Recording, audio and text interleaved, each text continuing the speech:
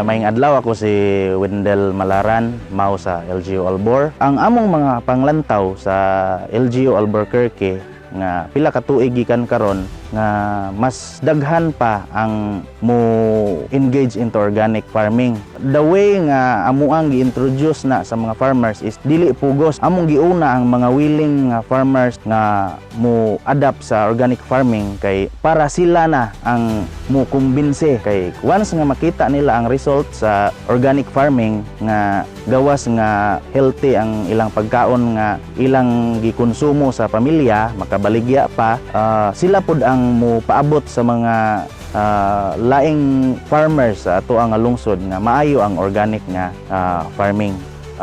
Pagsud pa lang naho sa LGU Albuquerque, nag-implement na nidaan sila sa organic farming. Then sa year 2021, pagsud naho, mas amua pang gipalambo ang organic ko nga pagpanguma. Kauban ang ato nga technician sa organic si Sir Eri nga usa sa dining kamot aron mapalambo ang organiko nga pagpanguma sa among lungsod sa Albor. Among nakita, among nasabutan nga kasagaran sa mga organic farming kadtong mga retired na, mga idara na kay health conscious naman sila. So nganong huwaton pa man nato nga moabot ta sa pagkaidaran aron mo engage ta into organic farming. So mo to nga amo ang gipadugangan ang budget, taas-taas na mi og budget, nasa almost 500,000 ang amo nga organic budget sa lungsod. Then nanapod tay organic ordinance year 2014 pa na ato ang organic ordinance. After adto nagkasabot mi nga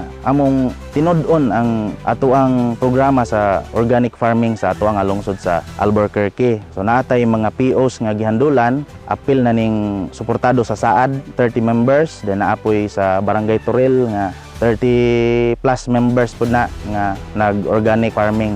Aside ana nila, naapoy mga individual farmers nga atuang gisuportahan. Usa sa tabang sa lungsod sa mga association nga maka-display sila ang atuang mga organic farmers, maka-display nga libre sa atuang merkado sa lungsod sa Albor. Sangan sa Municipal Agriculture Office sa lungsod sa Albor, kami mapasalamaton sa provincial government, sa atuang Governor Aris Umentado, sa atuang Office of the Provincial Agriculturist ni Ma'am Lisa Quirog, sa atuang Municipal Mayor sa lungsod sa Albor, Mayor Don Richie Boates, sa atuang mga kauban sa Municipal Agriculture Office, atuang organic technician si Sir Eri Pinticasi nga naningkamot sa pag-implement sa atuang organic farming sa atuang lungsod, ug sa tanan nga mga organic farmers sa lungsod sa Albor.